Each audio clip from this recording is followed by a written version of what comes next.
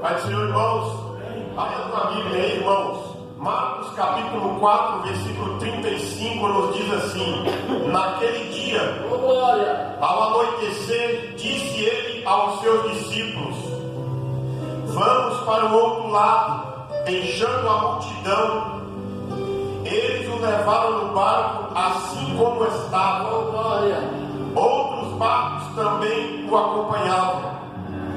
Levantou-se um forte vendaval e as ondas se lançavam sobre o barco, de forma que esta ia se enchendo de água.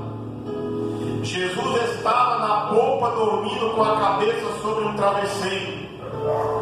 Os discípulos o acordaram e clamaram: Mestre, não te importas que morramos? Ele se levantou, repreendeu o vento e o mar e disse: aquieta-se, acalme-se. E o vento aquietou e fez-se completa bonança. Então perguntou aos seus discípulos: por que vocês estão com tanto medo? Ainda não têm fé? Eles estavam apavorados e perguntavam uns aos outros: quem é este que até o vento e o mar lhes obedecem? Vamos orar, irmãos? Levante sua mão. Amado e soberano Deus, nós glorificamos e bendizemos o teu nome, Senhor. Nós adoramos a ti na beleza da tua santidade, Pai Senhor. Esta oportunidade, meu Deus, estamos reunidos na tua presença para adorar o teu nome, para glorificar e bendizer o teu nome, Senhor. Eu peço a Deus que tu venhas falar conosco nesta manhã, meu Pai. A tua palavra que é o alimento espiritual da tua igreja. Fala conosco, Senhor. Alimenta a tua igreja, Pai. E nada impeça, meu Deus, a nossa comunhão contigo, Senhor. E nada impeça, meu Deus, a nossa adoração a ti. Em nome de Jesus oramos. Amém. E graças a Deus. Podemos assentar, irmãos e irmãs. Nós louvamos e bendizemos o nome do Senhor Jesus. Compartilhar, irmãos, a palavra de Deus com você nesta manhã. E olhando para este texto bíblico, irmãos, onde Jesus Cristo tem com os seus discípulos uma missão de chegar ao outro lado do mar da Galileia. E nós, irmãos, nestes últimos dias, nas mensagens que pregamos, nós passamos no capítulo 3, 1, 2 e 3, e chegamos no 4, e falamos de parábolas, falamos de milagres, falamos da família de Jesus, falamos do chamado. E hoje eu quero falar com você, irmãos, o cuidado do Senhor Jesus Cristo com você em meio às tempestades. O texto começa falando sobre naquele dia, ao anoitecer, ele disse para os seus discípulos: vamos para o outro lado. E eu quero nessa oportunidade falar sobre o cuidado de Jesus Cristo com a nossa família, com a nossa casa, sobre as tempestades. E em primeiro lugar, a título de introdução, a tempestade, ela é inevitável. Ela chega de forma distinta. Ela chega para o rico, ela chega para o pobre, ela chega para o analfabeto, para o doutor, jovens, idosos, crentes e descrentes. Ninguém consegue atravessar a jornada da vida sem enfrentar pelo menos uma tempestade. A vida, ela não é um mar de rosa. A vida, ela não é uma redoma de vidro. Mas a vida nossa, no qual eu e você estamos neste mundo, este mundo ele é marcado pela dor, ele é marcado pelo sofrimento, situações que causam tristeza em nós e que causam preocupação, assim nós enfrentamos as tempestades da vida. Ela é inevitável. Mas Jesus vai dizer para nós, irmãos e irmãs, que estas tempestades, elas nos surpreendem. Ela chega sem mandar aviso, ela chega sem mandar recado. Ela pega a nossa alma despreparada e pode ser um acidente, pode ser uma enfermidade, pode ser uma doença dolorosa, súbita, pode ser um trauma familiar, pode ser uma perda financeira, mas jamais Jesus vai te abandonar. Por mais que esta tempestade coloque a tua vida, coloque a vida da tua família de ponta cabeça, porque elas são imprevisíveis, ela não vai mandar o recado para que ponto vai chegar na tua vida. Assim foi na vida destes homens neste barco, neste dia. E o curioso, irmão, deste texto é que ela vai atingir os discípulos do Senhor Jesus dentro do mar da Galileia. Quando olha para o texto da palavra de Deus, os discípulos, a ordem de Jesus era: vamos para o outro lado. Em nenhum momento Jesus fala para aqueles homens que eles o enfrentariam numa tempestade, que eles enfrentariam uma calamidade de vento naquela oportunidade, naquela noite. Mas aqueles discípulos já tinham enfrentado outras tempestades, porque naquele local, ainda hoje, as tempestades de vento acontecem. Por quê? Porque o Mar da Galileia está num ponto da geografia abaixo do nível do mar Mediterrâneo e cercado de montanhas dos dois lados. E ao norte de Israel está o Monte Hermon, que vez ou outra o vento sopra sentido o Mar da Galileia, fazendo o curso do Rio Jordão. E quando chega neste local, é um local muito aberto, mesmo cercado de montanhas, ele começa a fazer, o vento começa a fazer umas voltas e quando chega a tempestade. Quando Jesus sai com os seus discípulos, não havia sinal de tempestade de vento, não havia sinal de tempestade de chuva. Mas eles acolhidos, eles são surpreendidos por essa tempestade. Assim também, irmãos, na nossa vida é dessa forma. Quantos momentos de alegria, quantos momentos de paz, quantos momentos surpreendentes você viveu com a sua família e de um momento ou outro você é surpreendido com uma notícia adversa que causa medo, que causa preocupação. Assim é na nossa vida. Elas são inevitáveis, imprevisíveis.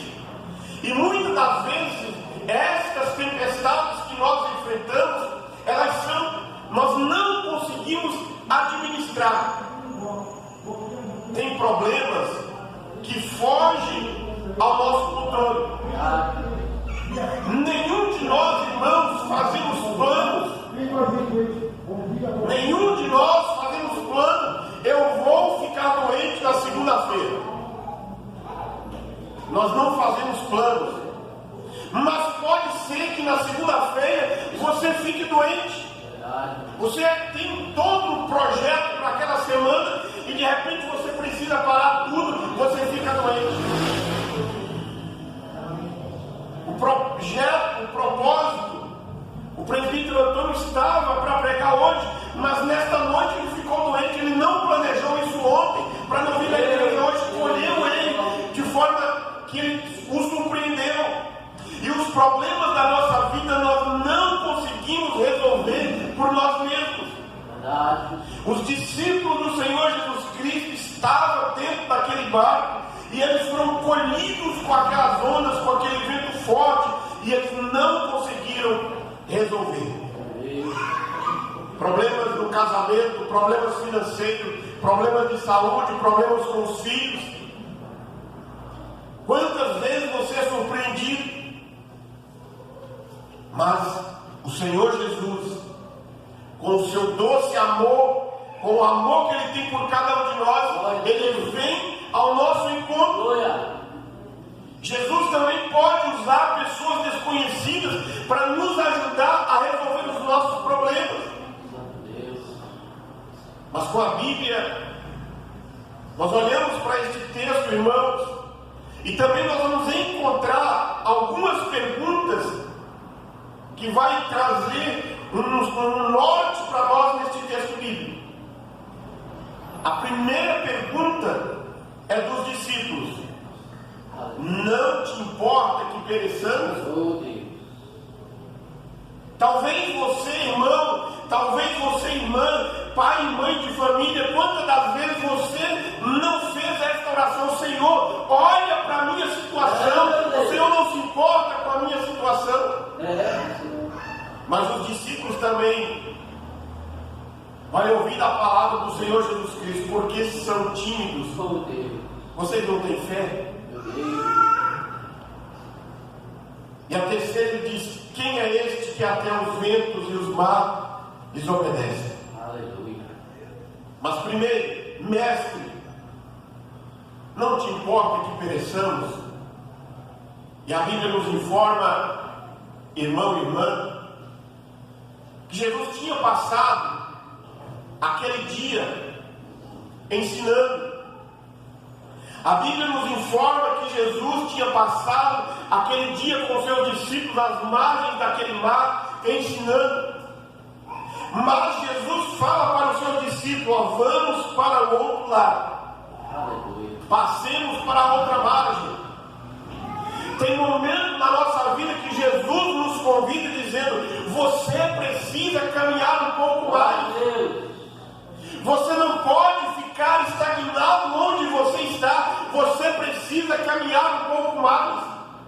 E aí você obedece essa palavra de Cristo, e você, nessa caminhada, você vai ser colhido por uma tempestade também. Quando Jesus entra com os seus discípulos no barco, ele vai dormir. E se tem uma coisa boa na vida, irmãos, nós falamos hoje dos prazeres da vida, dos prazeres que é proporcionado para que o crente possa desfrutar. Nós falamos na escola bíblica, e é interessante que em nenhum momento nós não falamos do sono, né? Ou falamos? Nós não falamos. Dormir é bom, irmãos. O Oswaldo falou que é melhor do que comer. E aí Jesus, cansado daquele dia, ele vai dormir. E os discípulos estão ali dentro do barquinho, dentro do barquinho grande ou pequeno, não sei. Ele está ali movimentando o remo para atravessar. E de repente a tempestade chega. Senhor, aleluia. Marcos não diz para nós, mas nós podemos pensar, alguém diz: vamos deixar o mestre dormir porque ele está cansado. Deus. E aí talvez Pedro, que era pescador e conhecia cada palmo daquele mar, diz: nós já passamos por outras tempestades dessa, nós vamos chegar do outro lado, nós vamos vencer. Mas engano deles. A tempestade começa a aumentar, a força do vento começa a aumentar, as ondas começam a aumentar, a água começa a entrar no barco. O problema torna-se mais grave. A tempestade torna-se indomável. Aqueles homens não conseguem. E aí a única coisa para eles era: vamos tomar uma atitude. Se nós estamos aqui em 12 dentro desse barco remando, nós vamos precisar da força de mais um homem. Já não é justo mais deixar ele dormir, ele tem que remar conosco. Aí ele disse: mestre, não te importa que pereçamos? O Senhor não está vendo o nosso perigo, o Senhor não está vendo o nosso sofrimento, nós vamos todos morrer dentro deste mar. Quantas vezes você e eu temos a mesma sensação. Quando a dor chega, quando a doença chega, nós somos encurralados pelas circunstâncias adversas. Muito se aproxima de Deus, mas com um tom de censura. O Senhor não está vendo, o Senhor não vai fazer nada. Não conhece a nossa dor, o Senhor não sabe que estamos sofrendo. O Senhor está vendo as lágrimas da minha família. O Senhor não está vendo as minhas lágrimas. Eu passo noites e noites sem dormir, preocupado com esse problema. Senhor, o Senhor não vai me ajudar. Você e eu, irmãos, não somos diferentes daqueles homens.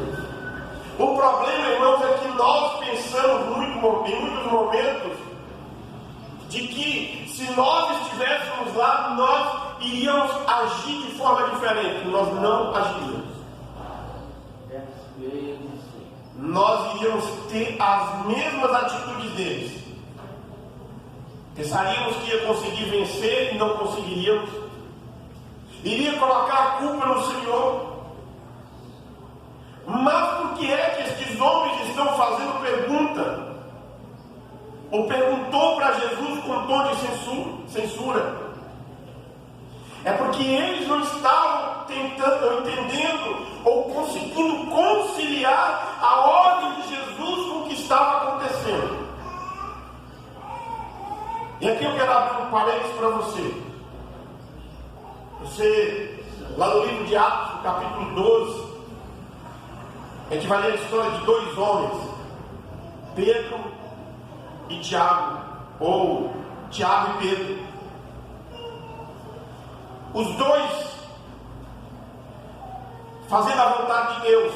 Aleluia. Aí a Bíblia diz lá que Tiago é passado ao fio da espada.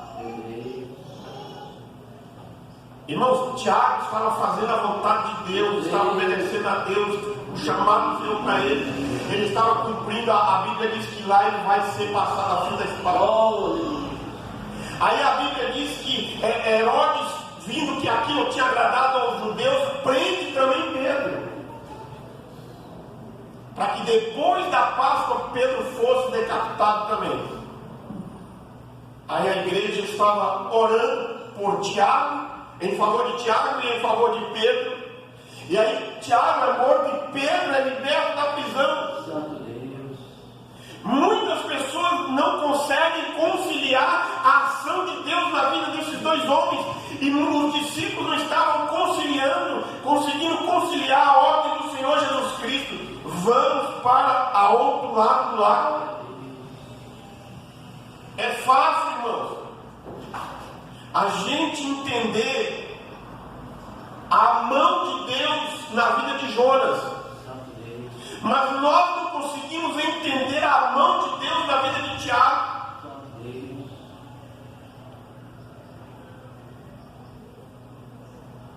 Jonas, a tempestade veio porque ele desobedeceu. Na vida de Tiago e de Pedro, a tempestade veio lá em Atos capítulo 12, porque eles estavam fazendo a vontade de Deus. Santo Deus. Aí algumas pessoas, irmãos, cristãos ou não, reclamam. Onde é que está Deus? Eita. Não consegue administrar e entender a vontade de Deus. É aquilo que eu sempre falo, assim, Deus nos surpreende no mesmo dia, de manhã com alegria e de tarde com a tristeza, ou de manhã com a tristeza e de tarde com a alegria. Ah, meu Deus. Eu conheci uma pessoa que na mesma circunstância que ela estava sofrendo com a mãe dela no leito de enfermidade, que daquela enfermidade ela não saía de lá viva, ela descobre que ela estava grávida do seu terceiro filho.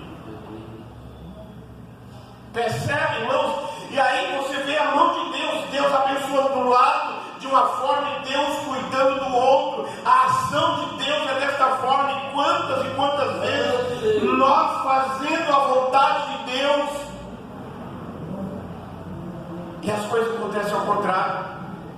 Está talvez você já ouviu falar, o carro do irmão foi roubado na porta da igreja. O irmão estava na igreja, o irmão não estava na porta de uma boate, ele estava na igreja. Quando eu estava fazendo o curso para diácono em 2006, a gente fazia ali perto da estação Armênia, e ali era o ponto de roubar carro, o lugar que mais roubava carro naquela região ali. E aí um casal lá da igreja de Osasco, era na parte de cima assim, que a gente fazia na sala, e o carro ele deixou bem de frente com a porta. Quando a menina destravou a porta de ferro em cima, que eles começaram a descer a escada, os caras tinham entrado, acabaram de entrar no carro deles e levaram embora, nunca mais achou. Meu Deus. Fazendo a vontade de Deus, a tempestade vem. Meu Deus. É assim mesmo. Olhamos para a palavra de Deus, nós vamos encontrar Deus cuidando. Mas os discípulos não conseguiram entender e fizeram esta pergunta: a urgência de Jesus, a urgência da necessidade com a demora de Jesus. O barco sendo balançado de um lado para o outro com a força do vento e das ondas, e Jesus lá dormindo. Mas por que é que Jesus estava dormindo? Porque Ele tem controle de todas as coisas. Irmão, Jesus não demora em agir. Irmão, Jesus não chega atrasado. Ele chega no momento certo, na hora certa. Eu choro, você chora. Nós oramos, você ora. Nós jejuamos, você jejua. Nós clamamos dia e noite, semana, mês e década. Mas a resposta do Senhor vem no momento certo. Glória a Deus, aleluia. Quantas vezes, também eu vou dizer para você, nós não somos como Marta. Senhor, Lázaro está doente. Aquele que tu ama, Senhor, está doente. Aí Jesus chega, ela diz assim: se o Senhor estivesse aqui, meu irmão não teria morrido. Sei. Mas os discípulos, diante das angústias, eles perguntam, porque eles não conseguiam conciliar. A pior tempestade enfrentada não era a tempestade das ondas, mas era o silêncio de Deus. Tem hora que nós não conseguimos ouvir a voz do Senhor, só ouvimos o barulho das ondas, só ouvimos o barulho do vento, só ouvimos o barulho da tempestade. E nós perguntamos: mestre, não te importa? Talvez, irmão, irmã, você veio esta manhã com o coração aflito. Talvez você veio, irmão, nesta manhã com o coração sangrando de dor. E talvez você esteja fazendo esta pergunta, ou fez esta pergunta: mestre, não te importa? E aí a Bíblia diz para nós que Jesus levanta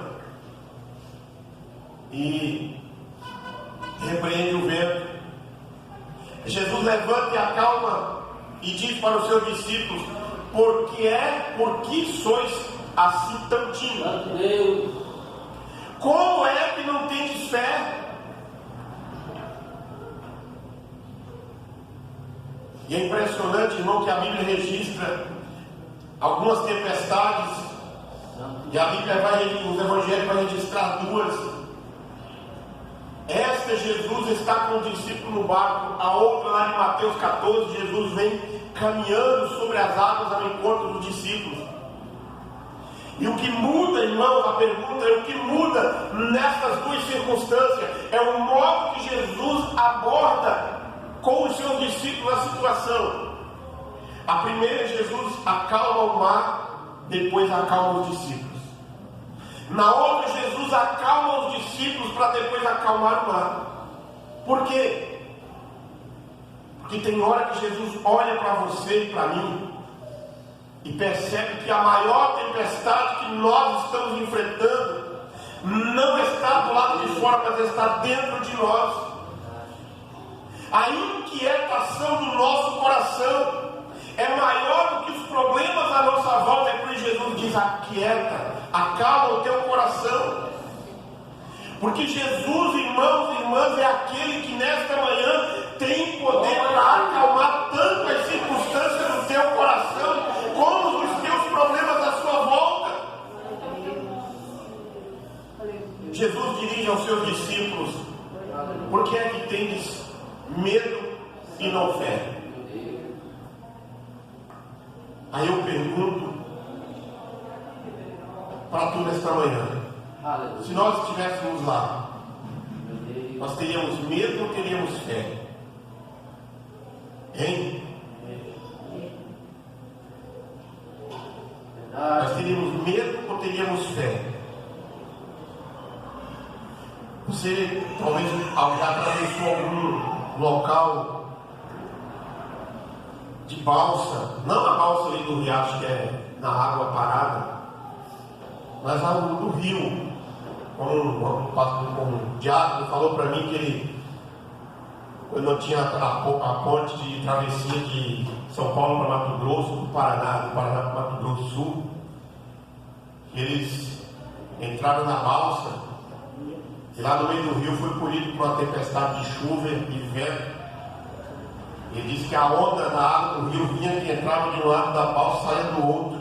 Ela não tinha parede, era aberta, né? Porque para a água entrar e passar. E lá no meio do rio era trovão, relâmpago e vento, e a água batia de um lado e do outro. A pergunta é: você teria fé ou você teria medo?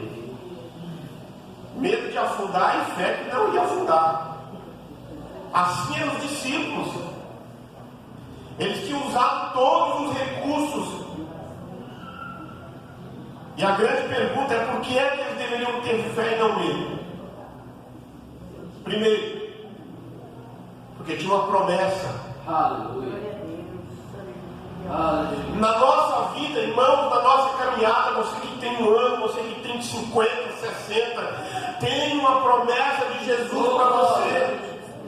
Jesus, qual foi a promessa de Jesus para os discípulos? Passemos para outra margem. Qual é a promessa de Jesus na tua vida, irmãos? Você está nesse caminho, eu quero que você chegue do outro lado.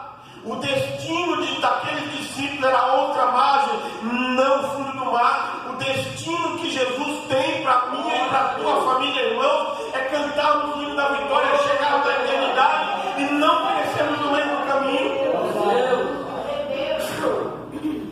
Nós, irmãos, não podemos viver por sentimentos. Nós não podemos ser governados por circunstâncias. Quem determina o rumo da nossa vida é aquele que está sentado sobre o alto, sublime trono, conforme Isaías capítulo 6 viu naquele dia. Aleluia. Obrigado. Segundo, a presença de Jesus. Jesus estava com eles dentro do barco, dentro do mar. O Criador dos céus e da terra. Aleluia. O Senhor da natureza.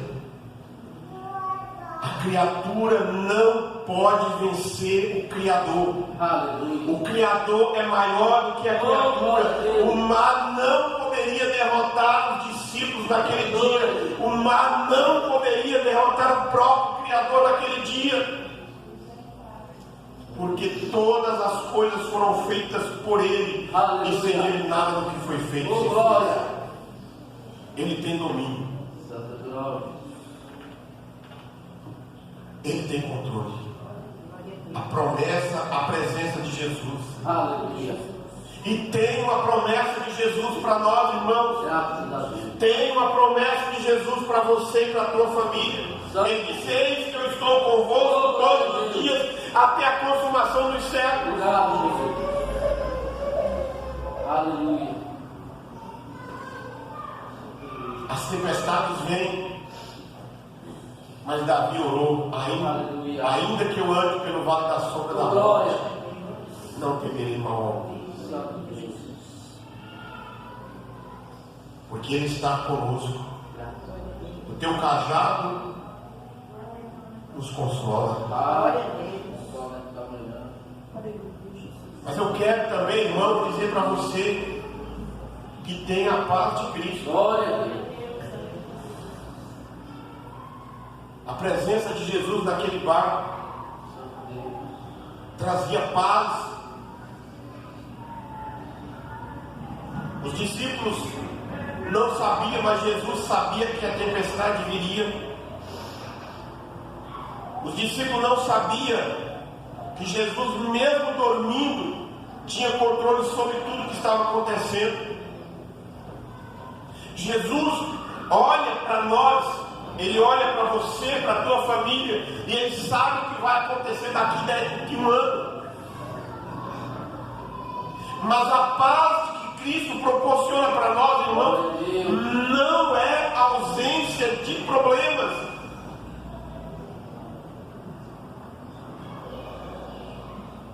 Já viu algumas cenas de filme, de minissérie, de que os problemas estão caindo e tem aquela pessoa ali, aquele ator ali representando naquela cena ali, sossegado, sem preocupação.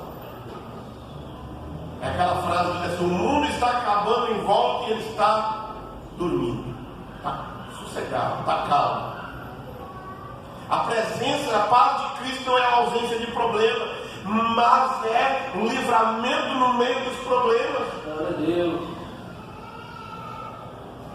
Deus está no controle. Você pode aquietar o seu coração.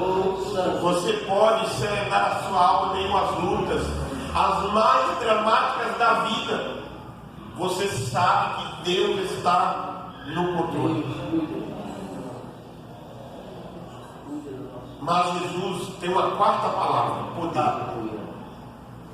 O evangelista Marcos diz para nós que Jesus, ele tem aqui neste texto, ele vai ensinar para nós o poder de Jesus sobre a natureza. Ele acalma o mar, aquieta o vento. Logo em seguida eles vão chegar do outro lado, e um homem endemoniado vem ao encontro. Jesus tem poder sobre os demônios. Graças a Deus. Eles voltam do outro lado, retornam, eles vão encontrar uma mulher enferma, e eles o curam. Jesus tem poder sobre as enfermidades. Marcos vai registrar também no capítulo 5 que naquela mesma circunstância, Jesus vai ressuscitar uma menina de 12 anos. Ele tem poder sobre a morte. Não foi Pedro, não foi Paulo, não foi Tiago, mas foi Jesus que disse: me é dado toda a autoridade nos céus e na terra. Não é 99,99% de autoridade, não. É 100% de autoridade. E é por isso que eu e você não precisamos ter medo, mas precisamos ter fé. E aí os discípulos fazem a terceira pergunta: quem é este que até o mar lhe obedece? Meu Deus. Essa pergunta, irmãos, também fazemos. Quem é este que controla o vento? Glória a Deus. Quem é este que controla o sol? Aleluia. Para que um dia ele esteja a 35 graus, mas no outro dia ele esteja a 25. Meu Deus. Quem é este? Oh, glória. É aquele que na eternidade com o Pai, no conselho da Trindade, tomou decisão de nos amar. É aquele que tomou um eterno plano de estabelecer para nos salvar. Graças a Deus. É aquele que nos tirou das garras do inferno para nos dar vida, para fazermos membro da família de para nos dar o selo do Espírito Santo. É aquele que fez todas as coisas, porque sem Ele nada do que havia feito se fez. Ele criou todas as coisas, as visíveis e as invisíveis. É a semente da mulher. É aquele que veio para esmagar a cabeça da serpente. É aquele que falaram com os patriarcas, é aquele no qual os profetas apontaram. É aquele que foi simbolizado pelo Cordeiro. É aquele que João viu lá nas margens do Rio Jordão. Eis o Cordeiro de Deus que tira o pecado do mundo. Evangelho de João, capítulo 1, verso 29. É aquele que foi simbolizado com a representação da arca quando ela se fazia presente. É aquele que todo o cerimonial do templo apontava para ele. Santo Deus. Ele é agora a realidade. É aquele que nasceu na plenitude do tempo, nasceu de uma mulher debaixo da lei para vir a este mundo, para nos dar a vida eterna, conforme os Gálatas 4:4. É aquele que nasceu e foi colocado numa manjedoura. É aquele que nasceu, é aquele que cresceu numa carpintaria, morreu numa cruz, mas deixou o túmulo aberto no terceiro dia. É aquele que andou por toda parte fazendo bem, libertando os oprimidos. É aquele que deu vista aos cegos, que deu audição aos surdos, voz ao mudo, purificou leprosos, levantou paralítico e pregou o evangelho do reino. Os discípulos continuam perguntando e o evangelho continua respondendo. É o grande Salvador Jesus Cristo, é o Cordeiro de Deus. E quando você lê o evangelho de João, irmãos, ele é o pão da vida, ele é a vida, ele é o caminho, ele é a verdade, ele é o bom pastor, ele é a ressurreição. Ele é o Rei dos Reis, ele é o Senhor dos Senhores, ele é o cabeça da igreja, ele é o salvador da igreja, ele é o dono da igreja, ele é o edificador da igreja, ele é o protetor da igreja. É aquele, irmãos e irmãs. A pergunta dos discípulos: quem é este? No versículo 41. É aquele que veio ao mundo, esvaziou-se, fez carne e andou entre nós. É aquele que não se envergonhou da ignomínia da cruz, mas por causa da alegria de comprar você e salvar você, ele foi para o Calvário. É aquele que naquela noite, depois de comer o pão com os discípulos, de dizer para Judas: o que tiver que fazer, faz logo, foi para o Getsemane e suou sangue. É aquele que dissolveu toda a maldição do pecado por nós lá na cruz. Aleluia. É aquele que naquela noite, depois de preso, foi cuspido, zombado, escarnecido, esbofeteado, carregou nos seus próprios ombros aquele lenho maldito pelas ruas de Jerusalém, debaixo de gritos e de vaias. É aquele que ali pendurado entre os céus e a terra, ouviu de um dizendo assim: se tu és verdadeiramente o Filho de Deus, desça da cruz e salva nós também. Mas é aquele que ouviu do alto de si: quando entrar no teu reino, lembra-te de mim. É aquele que morreu no meu e no teu lugar. Mas os discípulos perguntam: quem é este? E a Bíblia mais uma vez responde: aquele que quebrou os grilhões da morte, arrancou o grilhão da morte, que matou a morte e que triunfou sobre ela. Os discípulos continuam perguntando, e a humanidade continua perguntando: quem é este que até o vento e o mar lhes obedece? É aquele que ressuscitou. 40 dias depois foi aceso aos céus, está sentado à destra do Pai e intercede por nós. É aquele, irmãos, que vai voltar. todo olho o verá. Graças a Deus. E aí quando você lê a Bíblia, lê o Novo Testamento que fala da volta de Cristo, ele vai voltar de forma física, visível, pessoal, todo olho verá, todo ouvido vai ouvir, de forma gloriosa e triunfante para buscar a sua igreja. Então, irmãos e irmãs, em meio às tempestades da vida, olhe para o grande Deus e nosso Salvador, a nossa alegria, a nossa recompensa, o prazer da nossa alma. Jesus Cristo. Aleluia. Ele quer Aleluia. que você e eu hoje voltemos a cada dia mais um passo para Ele, porque as tempestades da vida vêm, as tempestades veio e Jesus está com você. Elas vêm não para destruir você, irmão. É fato que alguns passam por tempestades na vida e afasta de Deus, mas elas vêm para que os meus olhos sejam abertos e eu enxergue o quão grande é o nosso Deus. Não importa o que está acontecendo, Deus está com você. Graças a Deus. Deus está com você, porque Ele é grande. As tempestades vêm para que você tenha uma experiência profunda com o Senhor. Há 2 anos e meio, mais ou menos, alguém falou neste púlpito aqui, a pandemia veio, chegou, e muitos vão orar muito, mas muitos não vão orar e vão reclamar. E o resultado a gente encontra por toda parte.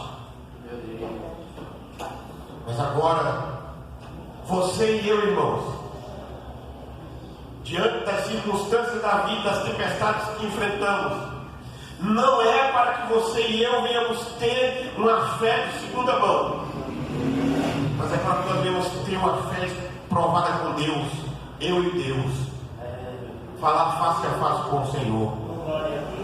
Não é passar pelas tempestades da vida baseado na fé da minha mãe, na fé do meu pai, na fé do meu avô, na fé da minha avó, mas é a minha experiência com Deus. Ele é o Deus da minha vida, Ele é o Deus da nossa experiência. Você está aqui nesta manhã porque você é um milagre de Deus. Então, as tempestades que você tem enfrentado, Deus vai te dar a vitória e Ele continua te dando a vitória. Eu quero convidar você, irmão e irmã, a se colocar em pé. Nós vamos fazer a oração e a aplicação da palavra. Depois nós vamos orar por imposição das mãos. Por Deus. Feche os seus olhos, vamos fazer essa primeira oração. Depois a gente ore. Adora a Deus com canto. Querido Deus, obrigado, amado Pai, eu louvo e glorifico o teu nome, Senhor. E peço, meu Deus, que o Senhor tenha misericórdia de cada um de nós. Deus, nós caminhamos de um lado para o outro. A vida, vivemos a nossa vida, Senhor. Enfrentamos tempestades, enfrentamos crises, mas o Senhor está conosco. O vento vem, o mar da nossa vida é agitado, nosso